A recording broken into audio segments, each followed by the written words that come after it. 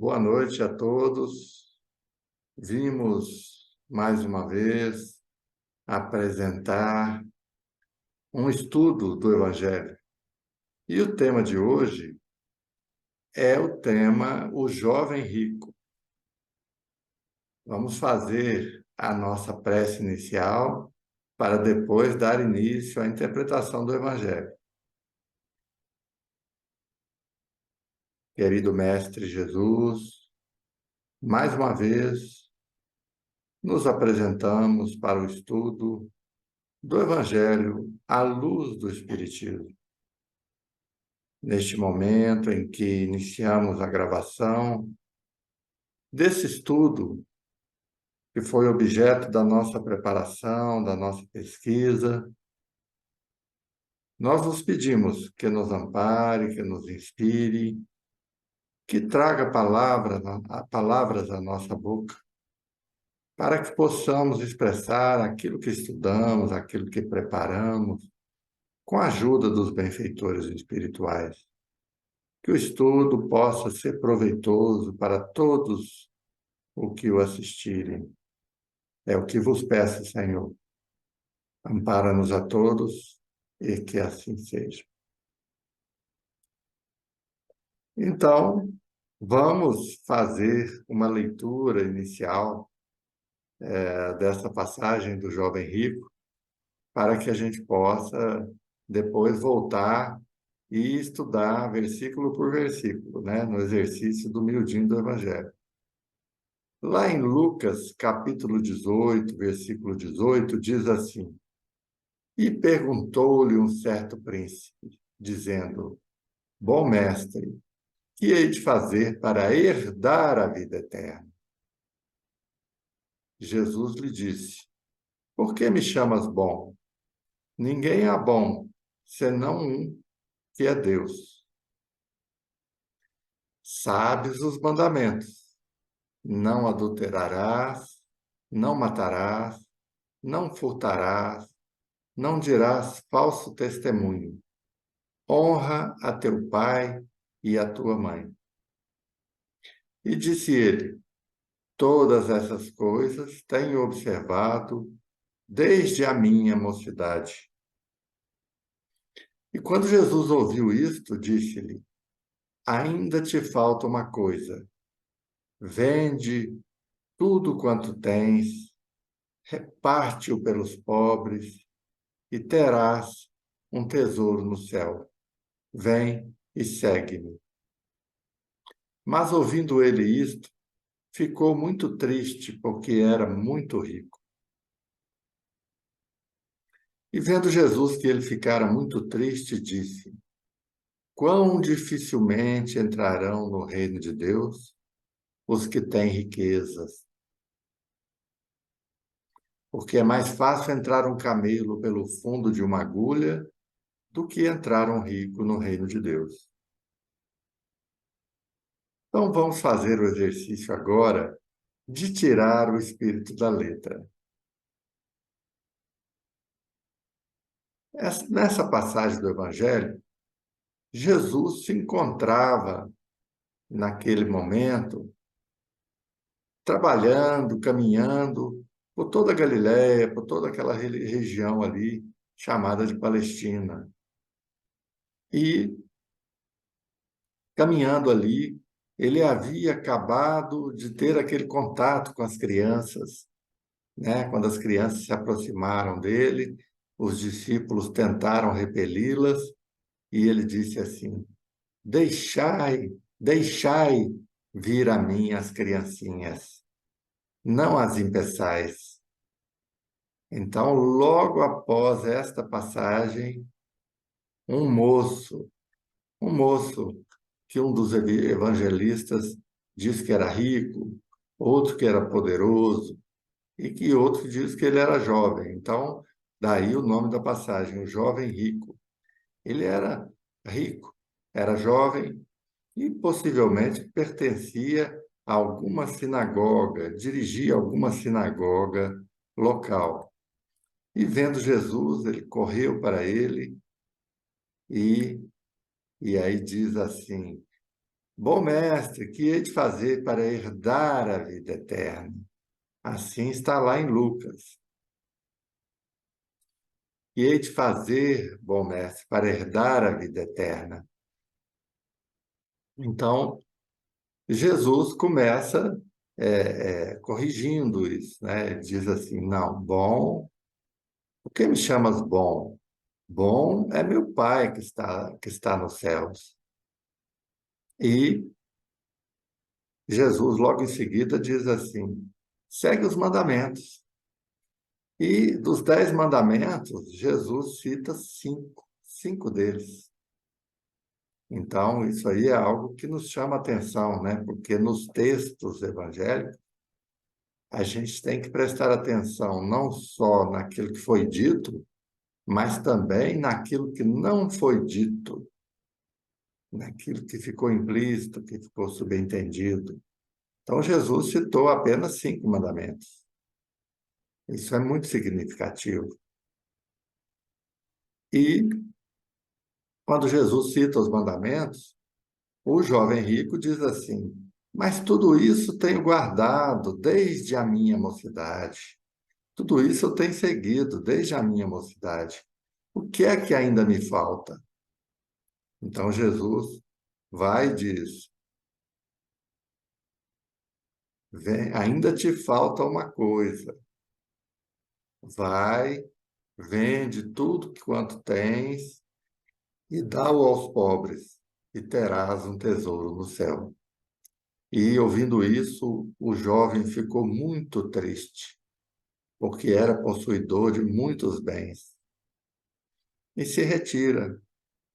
E Jesus não repreende aquele homem, aquele jovem. Ele não repreende, ele só lamenta. Ele lamenta e diz assim: quão dificilmente entram nos céus os ricos, né? Quão dificilmente. E acrescenta: é mais fácil um camelo passar pelo buraco de uma agulha do que um rico entrar no reino dos céus. Então, esta é a passagem. E eu devo confessar que a minha primeira dificuldade, quando eu escolhi esse tema, foi selecionar qual dos textos evangélicos eu utilizaria. Porque esta passagem, ela está presente nos 3 evangelhos sinóticos, né? Sinóticos, os que têm a mesma ótica, aqueles evangelhos que apresentam, que compartilham o mesmo ponto de vista, que são os evangelhos de Mateus, de Lucas e de Marcos. Já que o evangelho de João, o quarto evangelho, ele relata a trajetória de Jesus de uma forma significativamente diferente. Então, os 3 evangelhos sinóticos, Mateus, Marcos e Lucas, trazem esta passagem, o que me gerou dúvidas, porque cada um dos textos dos evangelistas tinha as suas qualidades. Então, a minha primeira dúvida foi esta. A gente sabe que os estudiosos do texto do Evangelho, a partir do século XX, principalmente aqueles estudiosos lá da Alemanha, eles supuseram a existência de uma fonte chamada fonte Q, porque eles verificaram que que nos evangelhos de Mateus e Lucas havia 225 evangelhos iguais, ou muito parecidos. Então, eles supuseram que isso havia vindo de uma outra fonte, a chamada fonte Q, que é a primeira letra da palavra em alemão, que significa fonte. E a gente sabe que esses estudiosos, eles acham que o primeiro evangelho foi o evangelho de Marcos, né? O João Marcos, né? Aquele filho de Maria Marcos, lá de Jerusalém. E que Mateus e Lucas beberam na fonte de Marcos, né? É como se o primeiro evangelho, na opinião deles, foi o de Marcos, Lucas pega muita coisa de Marcos e Mateus, por sua vez, pega muita coisa de Marcos e de Lucas. Essa é a visão deles. Mas nós sabemos, por informações espirituais, né, lá do livro Há 2000 anos, que quando os apóstolos de Jesus, Pedro, Tiago e João, trabalhavam na Casa do Caminho, eles já dispunham lá de um exemplar das anotações de Levi ou de Mateus. Portanto, havia um texto de Mateus, né? E Mateus, portanto, teria sido o primeiro evangelho. É claro que a redação final do Evangelho de Mateus foi feita décadas depois. E quem fez essa redação final é um autor desconhecido. O que a gente sabe, a gente aprende, não só na doutrina espírita, é que esses 4 evangelhos são importantes e que eles foram inspirados por Deus, né, na sua redação. Então, diante dessa dúvida, acabei escolhendo o texto de Lucas, né, que é um verdadeiro poema, o evangelho escrito por Lucas ou Lucano, que a tradição nos diz que teria sido um médico que falava e escrevia em grego, né, e que Paulo vai conhecer lá na igreja de Antioquia. Então, Lucas foi esse companheiro valioso de Paulo, e quando Paulo estava preso, escreveu nas suas cartas: só Lucas está comigo. João Marcos, né, o filho de Maria Marcos, sobrinho de Barnabé, era aquele jovem, né, que viajou, fez uma primeira viagem com Barnabé e com Paulo, e depois desistiu da viagem, não aguentou as durezas da viagem. E, mais tarde, com as renúncias, né, de Barnabé, que no momento de ideias diferentes, lá de desavenças, pode-se dizer, com Paulo, ele queria trazer Marcos novamente, né, o jovem João Marcos, para viajar com eles, né? E Paulo não aceitou, achava que ele não estava preparado ainda. Então ele renunciou à companhia de Paulo, né? E dessa renúncia ele criou um apóstolo, né, que foi Paulo, e um evangelista, que foi João Marcos, né? Então Barnabé, um espírito que, inclusive, é venerado como santo pela Igreja Católica, pela participação dele nesse trabalho realizado junto com Paulo. Então, eu escolhi o texto de Lucas. E ele começa lá no versículo 18 do capítulo 18 de Lucas, dizendo assim: E perguntou-lhe um certo príncipe, dizendo: Bom mestre, que hei de fazer para herdar a vida eterna? Então, embora eu tenha escolhido o texto de Lucas, isso não me impediu de também consultar os demais. Então, ao lado do texto de Lucas, eu sempre apresento aquilo que faz sentido na minha narrativa aqui, dos evangelhos de Mateus e de Marcos. Vocês vão ver que isso traz uma contribuição muito valiosa. Então, se Lucas diz assim: Bom mestre, que hei de fazer para herdar a vida eterna? Lá em Mateus, né, outro evangelho sinótico, diz assim: Bom mestre, que bem farei para conseguir a vida eterna? Então, o verbo aqui é conseguir e não herdar. Então, conseguir pressupõe ação. Herdar já é uma ação mais passiva, né? E conseguir já é algo ativo, né? E ele diz assim: E eis que aproximando-se dele, um jovem disse-lhe: Bom mestre, que bem farei para conseguir a vida eterna. E é interessante, né, a gente refletir aqui. Nesse questionamento do jovem rico, ele teria sido sincero? A gente vê que, aparentemente, ele chega bajulando. Bom, mestre, que bem farei para conseguir a vida eterna? Jesus vai corrigir isso, né? Porque nunca, em toda a literatura rabínica, não se viu falar de um rabino que tivesse sido chamado de bom. Nenhum rabino permitiria isso, porque eles diziam: bom é Deus, bom é o Pai, bom é o Criador somente, né? Então eu pergunto, esse jovem rico, ele foi sincero nesse questionamento dele? Que bem farei para conseguir a vida eterna? Não parece que ele estava assim querendo aplauso, querendo confirmação, né? E vejam só como é importante a gente consultar outros evangelhos. Quando a gente consulta o texto lá do Evangelho de Marcos, que está lá em Marcos 10, 17, diz assim, em Marcos, que pondo-se a caminho, correu para ele um homem, o qual se ajoelhou diante dele e lhe perguntou: Bom mestre, que farei para herdar a vida eterna? Olha só, ele vendo Jesus, ele correu para ele e se ajoelhou. Ele adorou Jesus. Então, isso faz toda a diferença. Essa atitude dele de se ajoelhar.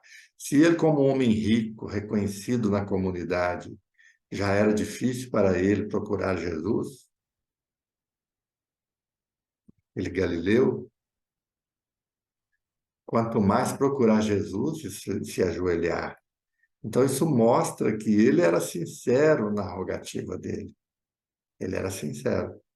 A pergunta dele não foi um mero exercício teológico, mas foi uma pergunta honesta, séria, uma procura para o seu vazio espiritual. E a gente vai ver, né?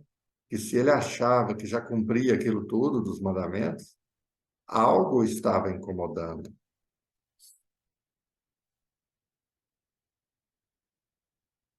Então, prosseguindo no Evangelho de Lucas, Jesus lhe disse: Por que me chamas bom? Ninguém é bom senão um que é Deus. Então, essa forma de se dirigir a Jesus tinha, vamos dizer, o sabor de uma adulação insincera, né? Rabino nenhum admitiria ser chamado de bom, e Jesus também não, né? Fica claro aqui que Jesus diferencia ele, a pessoa dele, como espírito, como criatura, de Deus. Mas quando a gente estuda lá na Bíblia interlinear, né, que é aquela Bíblia que traz todos os versículos da Bíblia analisados por um grupo de pastores e também com traduções lá espíritas, né, como a tradução do Haroldo Dutra, citações de obras espíritas comentam o citado versículo, né, aquele documento muito importante que nos ajuda bastante na preparação. Quando a gente consulta lá, a gente vê que os pastores fazem uma grande ginástica para justificar isso. Eles não admitem que Jesus aqui está diferenciando ele, Jesus, criatura, né? Espírito antigo, espírito cuja evolução se perde na poeira dos sóis, diferenciando de Deus, o Criador. Então, criatura e Criador.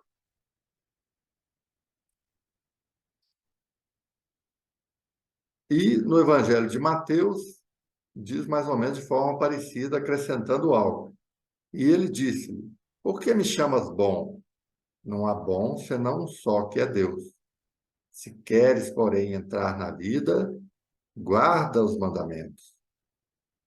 Então, está lá em Mateus 19.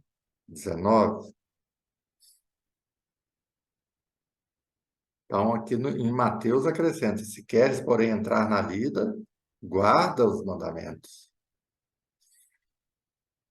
E lá em Lucas 18:20, diz assim, né? Quando ele perguntou, né? Jesus diz assim: sabes os mandamentos: não adulterarás, não matarás, não furtarás, não dirás falso testemunho, honra teu pai e a tua mãe. Vamos contar: não adulterarás, não matarás, não furtarás, não dirás falso testemunho, honra teu pai e tua mãe. Foram ditos 5 mandamentos. E quantos são os mandamentos? São 10. E em Mateus está assim: e disse-lhe ele, quais? E Jesus disse: não matarás, não cometerás adultério, não furtarás, não dirás falso testemunho, honra teu pai e tua mãe, e olha só o acréscimo, e amarás o teu próximo como a ti mesmo. Então, em Mateus, já é dito algo a mais, e amarás o teu próximo como a ti mesmo. Isso está lá nos 10 mandamentos? Não declaradamente, mas está implícito, né? Todo o ensinamento é este: amarás a Deus sobre todas as coisas e ao próximo como a ti mesmo.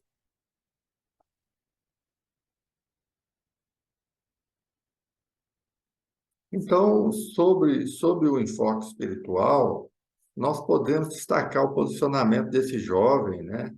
Que, ou de qualquer criatura, que pobre ou rico no sentido material, ele alimenta a ideia de já estar plenamente abastecido dos recursos educativos, dispensando, em virtude desse falso posicionamento, toda e qualquer indicativa que vise a continuidade do seu crescimento. Então, essa era mais ou menos a atitude mental desse jovem. Então, Jesus citou 5 mandamentos, como vimos. A gente sabe que os 10 mandamentos, eles são divididos assim. Os primeiros quatro mandamentos tratam da relação entre o indivíduo e Deus. E os demais 6 mandamentos tratam da relação do indivíduo com o seu próximo, com o seu semelhante. Então, os primeiros 4 mandamentos dizem assim: não terás outros deuses diante de mim. Não farás para ti imagem de escultura. Não tomarás em vão o nome do Senhor teu Deus. Lembra-te do dia de sábado para o santificar, para o santificar. Então são 4 mandamentos. E os demais são: honra teu pai e tua mãe, não matarás, não adulterarás, não furtarás, não dirás falso testemunho contra o teu próximo e não cobiçarás a casa de teu próximo, não cobiçarás a mulher do teu próximo, nem o seu servo, nem a sua serva, nem o seu boi, nem o seu jumento, nem coisa alguma do teu próximo. Ou seja, não cobiçarás coisa alguma do teu próximo, né? A gente percebe que desse grupo de 6 mandamentos que tem a ver, tem a ver com a nossa relação com o próximo, Jesus citou 5 para ele e deixou um deles de fora. Significativo, né? Então, prestando atenção nisso que não foi dito, nós podemos inferir que esse jovem era cobiçoso, porque ficou faltando esse, esse último mandamento aí: não cobiçar, né? Jesus, na sua psicologia profunda, ele citou os mandamentos que o jovem supunha que já atendia, né? Ele já guardava isso desde a mocidade dele. Mas Jesus não citou: não cobiçarás coisa alguma do teu próximo. E a gente sabe que na origem das grandes fortunas, quase sempre tem algum ato de espoliação do próximo, tem algum ato criminoso, tem algum ato cobiçoso. Então, esse jovem, né, por isso que Jesus não diz, passa essa ideia de que ele era cobiçoso. Então, Cristo toca no 10º mandamento não cumprido.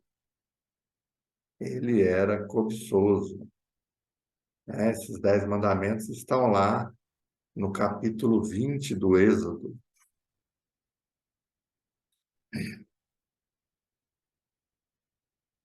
E em Lucas 18, 21, o jovem responde: E disse ele: Todas essas coisas tenho observado desde a minha mocidade. E em Mateus, a versão de Mateus é a seguinte: Disse-lhe o jovem: Tudo isso tenho guardado desde a minha mocidade. Que me falta ainda? Então, com essa expressão que me falta ainda, que o evangelista Mateus registrou, ficamos sabendo que havia ainda uma carência na vida desse jovem, havia algo, né? Ele estava incomodado. Embora dissesse que que guardava os mandamentos desde a sua mocidade, ele sentia que lhe faltava algo. É preciso a gente lembrar que os tesouros materiais, eles só valem aquilo que nós atribuímos de valor a eles, né? Então, lá em Lucas 18, 22, e quando Jesus ouviu isto, disse-lhe: Ainda te falta uma coisa. Vende tudo quanto tens, reparte-o pelos pobres, e terás um tesouro no céu. Vem e segue-me. Então, um versículo muito rico, né? Jesus diz para ele assim: Ainda te falta uma coisa. E é importante observar, né, algo que o evangelista Marcos registrou, somente Marcos registrou. Marcos traz assim: E Jesus, olhando para ele, o amou. Então, Jesus, quando ouviu ele dizer que ele guardava, tudo isso ele guardava desde a sua mocidade, Jesus, olhando para ele, o amou. Ele se apiedou dele, apiedou do seu auto-engano. E lhe disse: Falta-te uma coisa, vai, vende tudo quanto tens e dá-o aos pobres, e terás um tesouro no céu. E vem, toma a cruz e segue-me. Então veja que Lucas usou os verbos vender e repartir pelos pobres. Mateus já usa o vender e dar aos pobres. Então, repartir é diferente, né? Repartir é compartilhar.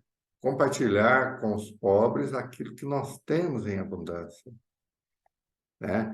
Então, retomando, se os tesouros materiais só valem o que lhe atribuímos, os tesouros espirituais valem porque sua importância é intrínseca.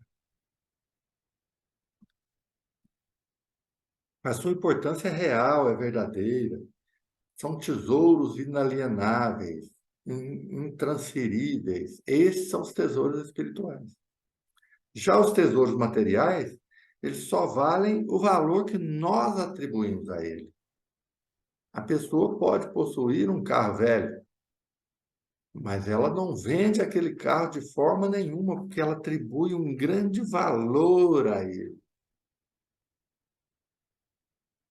né? E o Evangelho já nos advertia, mas ai de vós, ricos, porque já tendes a vossa compensação, a vossa consolação.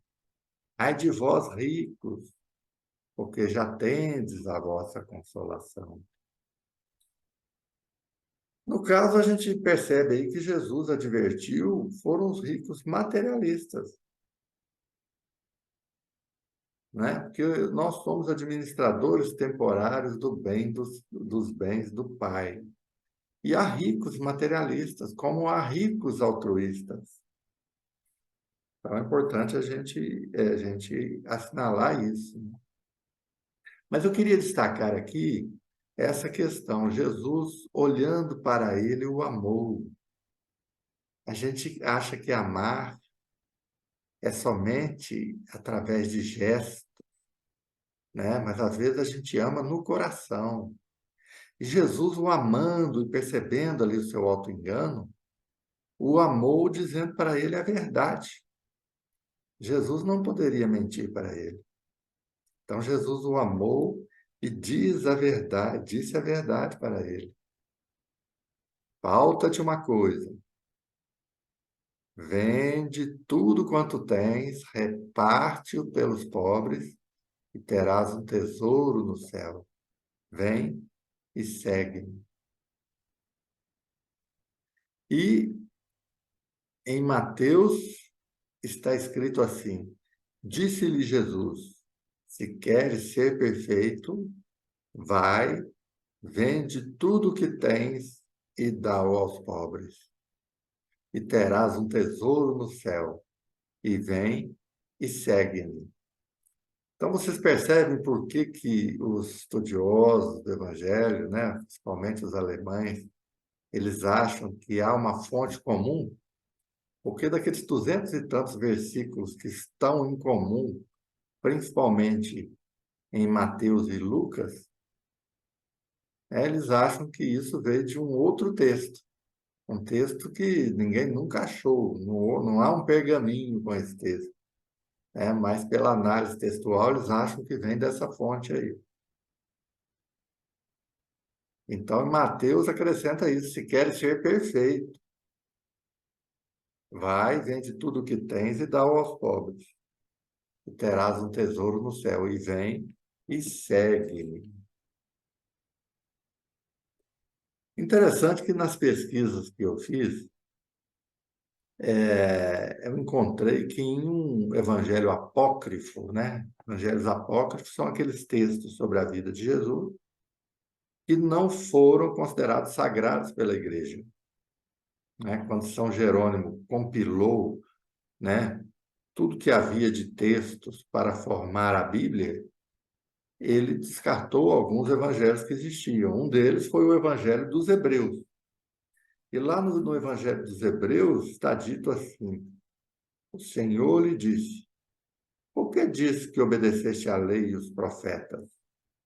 Porque está escrito na lei: amarás a teu próximo como a ti mesmo. E olha, há muitos de teus irmãos, filhos de Abraão, que estão morrendo de fome, e tua casa está cheia de coisas boas, mas não sai nada para eles, né? Não saía nada da mesa farta dele para os necessitados. Então, vocês estão vendo que até dos evangélicos, dos evangelhos apócrifos, a gente tira coisas boas? Então, o segredo e a tragédia desse importante homem rico era esta: vivia egoisticamente. Era rico, mas não dava nada a ninguém. E a gente sabe que ninguém pode servir a dois senhores, porque ou há de aborrecer-se de um e amar o outro, ou se devotará a um e desprezará o outro. Não podeis servir a Deus e a Mamon. É um dos ensinos de Jesus, né? Ou não podeis servir a Deus e às riquezas.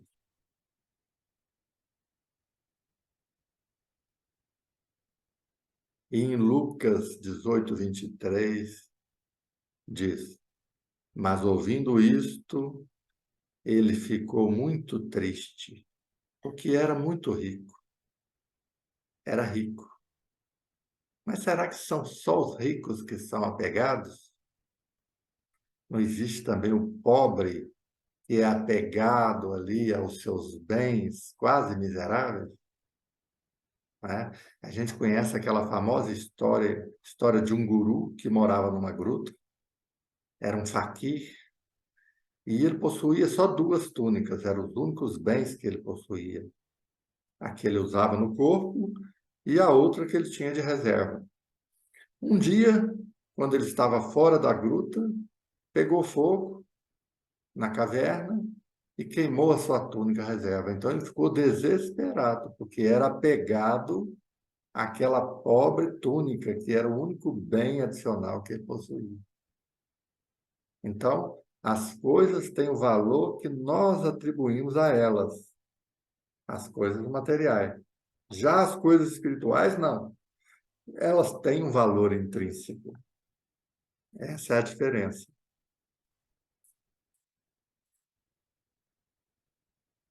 E aí, a gente questiona também por que Jesus disse ao jovem que o seguisse. Né? Ao final, ele falou: vem e segue-me. Por que Jesus disse isso ao jovem? Era indiscutível que esse homem importante era bom. Né? Ele procurou Jesus com humildade, ajoelhou-se aos pés de Jesus. Mas no íntimo, ele sentia que a sua vida faltava algo. Já naquela questão do gadareno, né? Os obsidiados gadarenos, quando Jesus realizou ali aquele processo de desobsessão, o gadareno quis seguir, mas Jesus não permitiu. Ele ordenou-lhe que fosse para a sua casa. Por que Jesus deu essa ordem ao gadareno e já em relação ao homem rico, ele disse que o seguisse? Né? A gente tem que lembrar aí da reencarnação. A gente tem que lembrar do passado espiritual, né?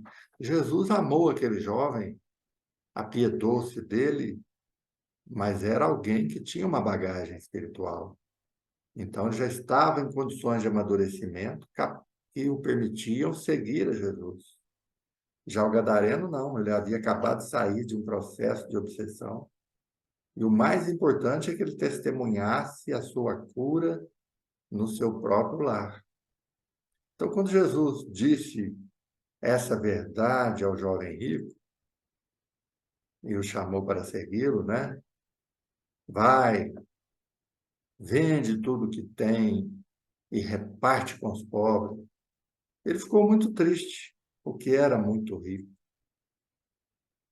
Lá em Mateus diz assim: e o jovem, ouvindo esta palavra, retirou-se triste, porque possuía muitas propriedades. Então a gente questiona: será que ele possuía muitas propriedades ou era possuído por elas? Né? Essa é a diferença. Então, Mateus informa que ele se retirou triste. Ele não foi capaz, ele não passou nessa prova da renúncia, a prova da abnegação. Será que para a gente herdar a vida eterna, a gente tem que vender todos os nossos bens e repartir com os pobres? Será que é necessário isso? Claro que não.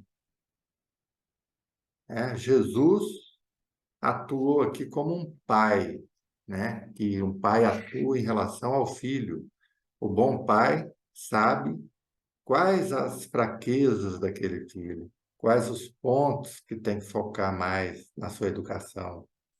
Há algumas crianças que já sentem desde criança atração pelo dinheiro, outras sentem uma atração pela questão sexual. Então, é possível aos pais identificar isso e trabalhar esses pontos com mais intensidade.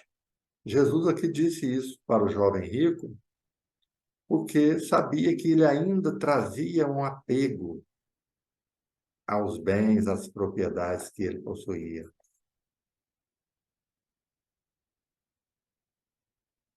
O verdadeiro Deus desse jovem era a comodidade. O que ele realmente adorava eram suas posses e sua riqueza. Por essa razão é que Jesus pediu que ele desse tudo.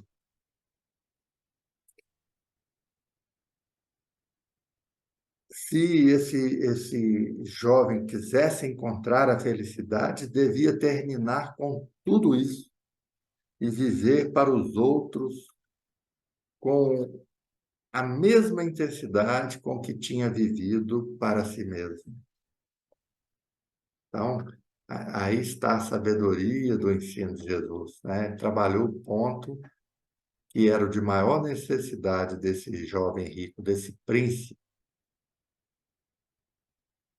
E Jesus, vendo essa atitude do jovem de se retirar triste, ele não repreendeu o jovem, não repreendeu a atitude do jovem. Vendo, né, lá em Lucas 18, 24, está escrito assim: e vendo Jesus que ele ficara muito triste, disse: quão dificilmente entrarão no reino de Deus os que têm riquezas. Jesus não disse que era impossível entrar no reino de Deus para os ricos. Ele disse que era difícil, exatamente porque essa prova da riqueza, ela nos leva muitas vezes ao orgulho, né? Leva a pessoa a se sentir melhor do que os outros, falsamente. Muitas vezes conduz ao egoísmo. Então,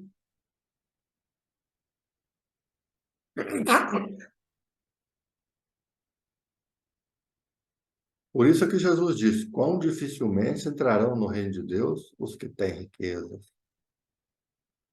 E lá em Mateus diz assim: disse então Jesus aos seus discípulos: em verdade vos digo que é difícil entrar um rico no reino dos céus.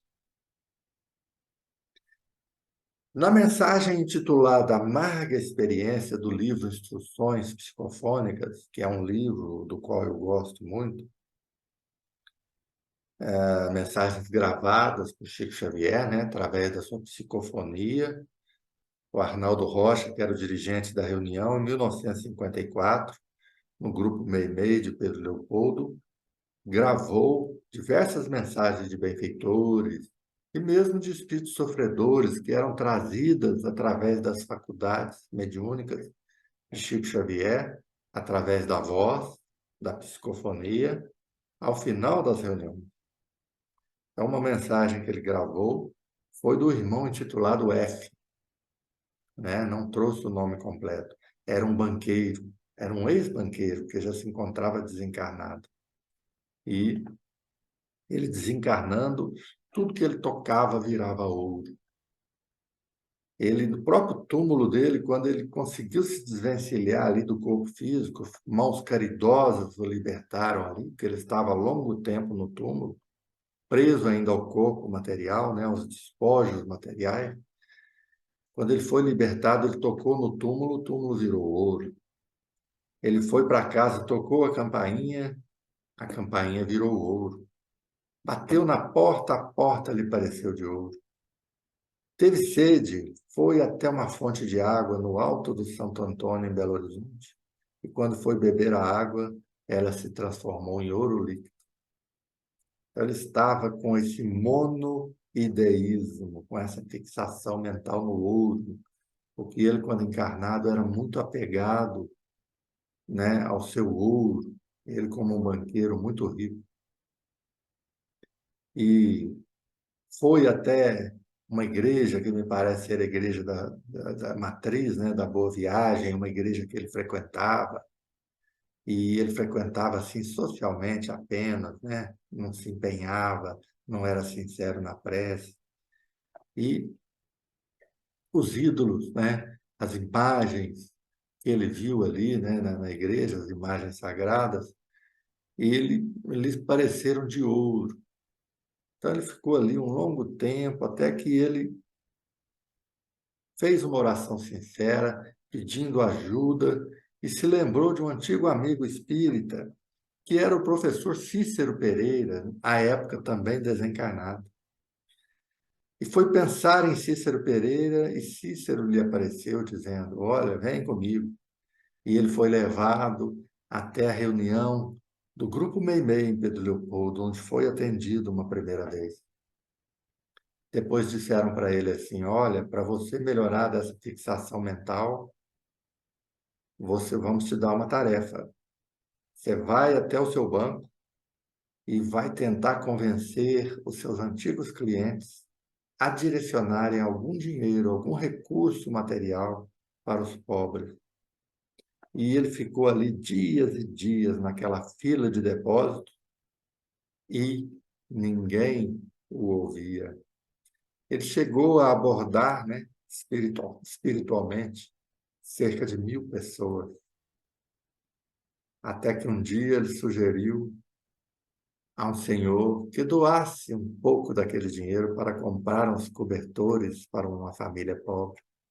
Belo Horizonte, à época, fazia muito frio. Então, aquele homem acatou a sugestão, comprou os cobertores e eles foram juntos levar essa doação aos pobres. Ele diz assim, o irmão F, naquela, naquelas teias, né, de algodão, daquele cobertor, né, eu comecei a encontrar a minha cura. Né? Não estou curado ainda, mas eu sinto agora que estou no caminho para a minha cura. Né? Ele conseguiu influenciar alguém para fazer o bem. Ele fez o bem, por sua vez, pensou em alguém mais, pensou no próximo, pensou na felicidade do próximo, desprendeu-se, né, do seu egoísmo. Então, esse é o caso do irmão F, narrado lá no livro Instruções Psicofônicas, na mensagem 16, intitulada Amarga Experiência. Mas como nada se perde na lei de Deus, né? O filho, um dos filhos desse banqueiro, né, o que herdou o banco, depois o transformou num banco maior ainda, se tornou um grande milionário. Ele também se transformou num grande benemérito, né? Frequentemente eu via nos jornais notícias, né, desse banqueiro Aloysio Faria, e a notícia dizia assim: Aloysio Faria doou uma nova UTI para a Santa Casa para atender aos pobres. Ele fez doações também para a educação. Ele realmente era um grande benemérito, né? Ele praticava muita beneficência, né? Então, a gente imagina que ele recebeu essa influência do pai desencarnado, o concitando a dedicar também um pouco ali da sua fortuna para o benefício do próximo, né? Isso nos consola bastante, né? Então, há, há ricos que não são apegados, né? A gente pode citar alguns, né? Ricos que não eram materialistas. Aqui em Belo Horizonte tivemos o empresário Josué Ir, que era um dos grandes doadores, né? Ele como espírita, ele era um dos grandes doadores para as causas espíritas. Temos aí o nosso Jairo Azevedo, né? Dos Vicentinos, que esteve à frente da construção daquela belíssima obra, A Cidade dos Meninos, São Vicente de Paulo, que promove a formação profissional de jovens pobres, né? Eu me lembro quando ele lançou a Pedra Fundamental, né? Estava ali o arcebispo para rezar uma missa abençoando a obra e vários potenciais doadores a quem eles iriam passar carnês para que a pessoa contribuísse mensalmente para o custeio das obras, né? E, de repente, o auxiliar dele, do Jairo, o procurou e disse assim: Olha, tem um senhor aí querendo falar com você, mas ele não quer carnê, não. E, quando o Jairo foi conversar com ele queria doar, era um pavilhão inteiro, como de fato fez, né? Então, ele foi um doador de um pavilhão inteiro da cidade dos meninos, São Vicente de Paulo. Era um casal de milionários. E até hoje, creio, contribui lá, né, continuou doando, contribuindo. Né? Então, há esses ricos desapegados. Né? Eles não é porque são ricos que são apegados. né? Como também há pobres que são muito apegados, né, ao seu carro velho, né, à sua túnica, né? Essa questão do apego é uma dificuldade do espírito. Jesus apontou aqui nessa lição. Essa lição de hoje, ela tem mais a ver com essa questão do apego. Mas a gente pode falar também da avareza, e eu achei umas coisas muito interessantes sobre a avareza, que está lá, na obra de Emmanuel. De Emmanuel. Emmanuel diz assim: toda avareza é centralização doentia, preparando metas de sofrimento.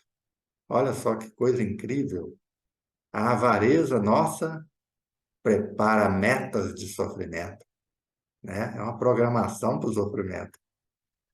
E Emmanuel acrescenta: não basta habilidade e eficiência em conquistar. É preciso adquirir no clima do Cristo. Repito, é preciso adquirir no clima do Cristo. Então, a gente pode adquirir sim as coisas, mas temos que adquirir no clima do Cristo. Como? Espalhando os benefícios da posse temporária. Então, essa é a lição de Emmanuel, né? Não é, não é proibido para nós adquirirmos as coisas que conquistamos com o nosso trabalho, mas temos que adquirir no clima do Cristo, ou seja, espalhando os benefícios daquela posse temporária. E Jesus finaliza a passagem dizendo assim: o que é mais fácil é entrar o camelo pelo fundo de uma agulha do que entrar um rico no reino de Deus. E aí, sobre essa frase, né, que as pessoas não entendem, elas consideram, né, como é que passa um camelo pelo buraco de uma agulha? É impossível. Então, elas concluem que seria impossível um rico entrar no reino de Deus. Não é isso, né? Há várias interpretações aí. Uns dizem, né, uma interpretação surgida no século XV, que havia uma porta secundária em Jerusalém, que quando fechava a porta principal, havia uma porta menor para as pessoas entrarem, mas que um camelo, para passar por ali, tinha que tirar toda a carga dele e ele tinha que se inclinar bastante para conseguir passar. Outros dizem que camelo representa uma corda de navio, então que era mais fácil passar uma corda de navio pelo buraco de uma agulha do que um rico entrar no reino de Deus. Enfim, Jesus, com essa figura aí, com essa hipérbole, ele quer ressaltar a dificuldade, gente, não é a impossibilidade. Porque seria muito injusto alguém rico não poder entrar no reino de Deus, ser vedada a ele a entrada no reino de Deus. Então, finalizamos este estudo que trata principalmente dessa questão do apego e finalizamos com uma informação trazida por uma obra que não é espírita. Lá no livro Médicos de Homens e de Almas, da Taylor Caldwell, que é uma obra belíssima, que conta a história de São Lucas, né? São Lucas, desde o início, né? Ele não acreditava em Deus, né? Ele estava assim descrente, mas ele queria sair em busca de algo. Então ele possuía o dom da cura e ia curando pelo caminho, sem saber que possuía essa faculdade mediúnica aí da cura. E até que ele chega à Palestina e tem contato com os ensinos de Jesus, porque Jesus já havia sido crucificado e já havia ressuscitado. Então, ele não conhece Jesus pessoalmente.